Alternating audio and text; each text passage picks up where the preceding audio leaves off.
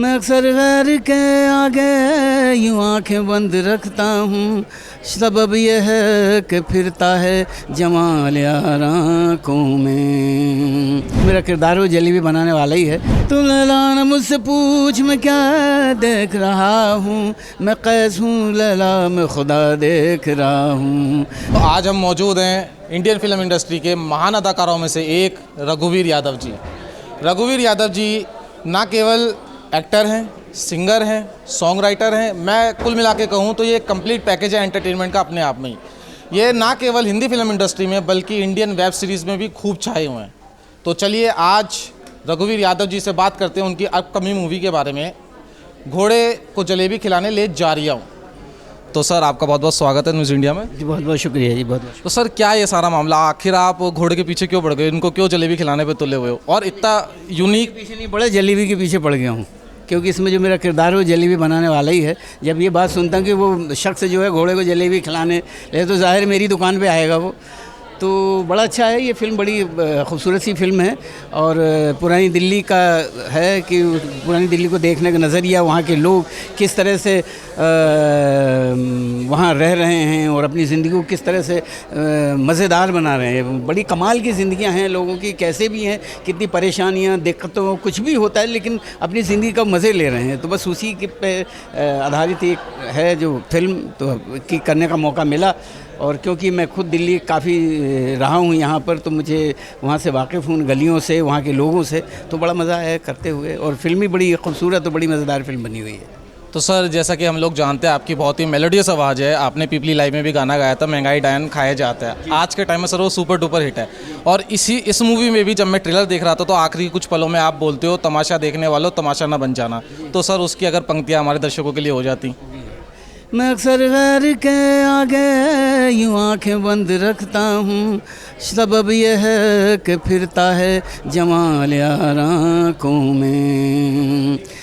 तू लैला न मुझसे पूछ मैं क्या देख रहा हूँ, मैं कैस हूँ लैला मैं खुदा देख रहा हूँ। तुझको खुदा कहूँ या खुदा को खुदा कहूँ, दोनों की शक्ल एक है, किसको खुदा कहूँ। तो संभल कर बैठना ऐ हुस्ने लैला देखने वालों, तमाशा खुद न बन जाना तमाशा देखने वालों। लाजवाब सर, मज़ा आ गया, मैं तो लाइव देख रहा हूँ इस चीज़ को। तो सर इंडियन वेब सीरीज़ में भी आपने काम किया है और हिंदी फिल्म इंडस्ट्री में भी आप काम करते हो बहुत अच्छा। तो दोनों में सर कुछ आपको अलग लगता है या दोनों एक ही जैसे हैं? नहीं, एक जैसा तो कुछ नहीं होता, अलग भी कुछ नहीं होता, बस ये है कि मज़ा आना चाहिए। और ये है कि पहले जैसे सिर्फ दूरदर्शन हुआ करता था तो उस वक्त सिर्फ दूरदर्शन ही था, तो उस पर जब जो भी काम करना पड़ता था बड़ी मेहनत और मशक्क़त के साथ लोग करते थे। तो बीच में वो दौर चला गया था, अभी OTT प्लेटफॉर्म की वजह से फिर से वो दौर आया है। तो मुझे मेहनत और मशक्क़त में बड़ा मज़ा आता है कि बगैर मेहनत किए हुए मैं कोई काम करना नहीं चाहता। तो अभी फिर मौका मिला है तो ज़ाहिर है कि मज़े ले रहा हूँ बस उस मेहनत के, उस मशक्क़त के। तो सर जैसा कि आपने आमिर खान से लेकर अभी दीपक कुमार मिश्रा पंचायत 2 के जो डायरेक्टर उनके साथ काम किया है, अब अनामिका जी के साथ आपका काम बहुत अच्छा है सर। जैसे इसको मतलब अभी प्रेस कॉन्फ्रेंस में भी बात हो रही थी, काफ़ी अवार्ड्स भी मिले। तो सर इस मूवी से कुछ आपको सीखने को मिला, कुछ आपको लगा कि कुछ डिफरेंट एक्सपीरियंस था या जो आपका एक्सपीरियंस अभी तक रहा है वैसा ही रहा है? देखिए जी, जहाँ तक सीखने की बात है तो मुझे हमेशा सीखने तो मिलता ही रहता है। अभी आप बात करें, मैं आपसे ही सीख रहा हूँ, आपको पता नहीं होगा। तो ये तो मैं कभी नहीं छोड़ता और हमेशा हर फिल्म से, हर शख्स से, सबसे मैं बस सीखता ही रहता हूँ और बड़ा मज़ा आता है सीखने में। जितना करने में मज़ा नहीं आता तो सीखने में आता है, तो बस बहुत। सर कुछ मूवी का ऐसा सीन जो आपको बहुत इमोशनल कर गया उस टाइम करते हुए, आप बिल्कुल इस मूवी के मतलब उस सीन में उस समय खो गए हो, आपको लगा कि यार ये तो बहुत हैवी वाली चीज़ हो गई? देखिए जी, ये तो कह के मैं ज़्यादती नहीं करूँ, क्योंकि हर सीन मुझे मेरे दिल से ही जुड़ा होता है और दिल से ही करता हूँ। तो ऐसा कहना बड़ा मुश्किल है मेरे लिए।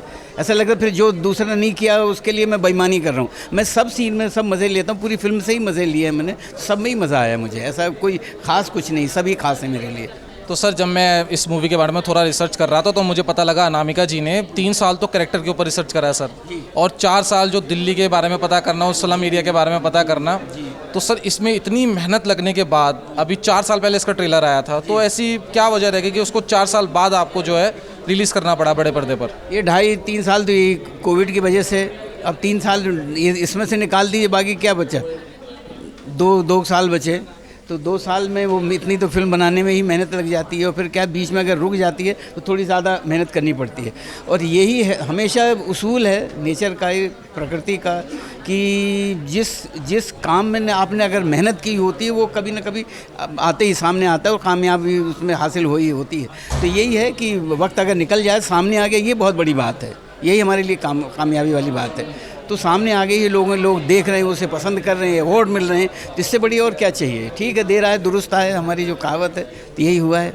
तो सर अगर ये मूवी ब्लॉकबस्टर गई तो दूसरा पार्ट देखने को मिलेगा हमें? दूसरा पार्ट तो नहीं, कोई दूसरी मूवी बनाई, मैं तो कहूँगा दूसरा पार्ट बिल्कुल मत बनाइए, दूसरी मूवी बना दीजिए।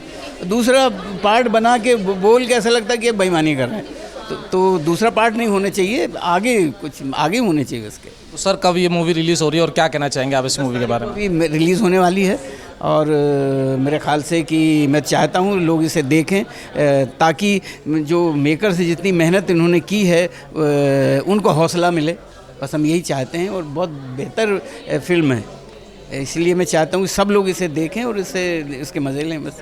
सर जैसे यंगस्टर आपको बहुत फॉलो करते हैं, कोई एक्टर बनना चाहता है, इस फिल्म इंडस्ट्री में आना चाहता है, तो क्या एडवाइस है सर आपकी?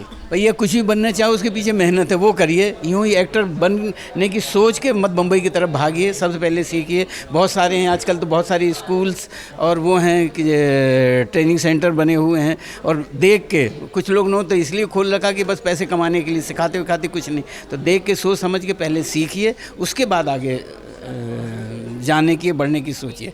ये नहीं मत सोचिए, क्योंकि हर शख्स में खूबियाँ होती है, हर शख्स में खामियाँ होती हैं। अगर खूबियाँ हैं तो उन्हें निखारिए, और खामियाँ हैं तो उनको कोशिश करिए कोई खूबियों में तब्दील करिए।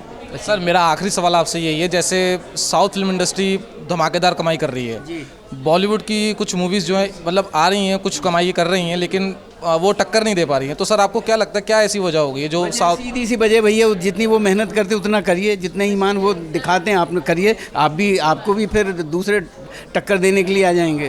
तो अब यही है कि हम तो नकलों में और रीमेकिंग में उसी में लगे रहते हैं, तो वो से हटिए। बहुत कुछ है हमारे हिंदुस्तान में, बहुत कुछ पढ़ा हुआ, बहुत कुछ लिखा गया है, उस पर काम करिए, थोड़ी सी मशक्क़त करिए, मेहनत करिए, थोड़ा सा पढ़ लीजिए, तो देखिए फिर आप भी कामयाब होंगे, आप भी टक्कर दे सकते हैं किसी को। तो सर आपको कौन लगता है आपका जो अपकमिंग सुपरस्टार है वो बॉलीवुड से होगा या साउथ फिल्म इंडस्ट्री से ही आएगा? ये कहना बड़ा मुश्किल है भैया, मैं तो चाहता हूँ सभी सुपरस्टार बन जाए, बस काम करो, बस सीधी बात ये जानता हूँ।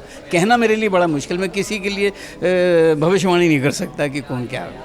Thank you sir.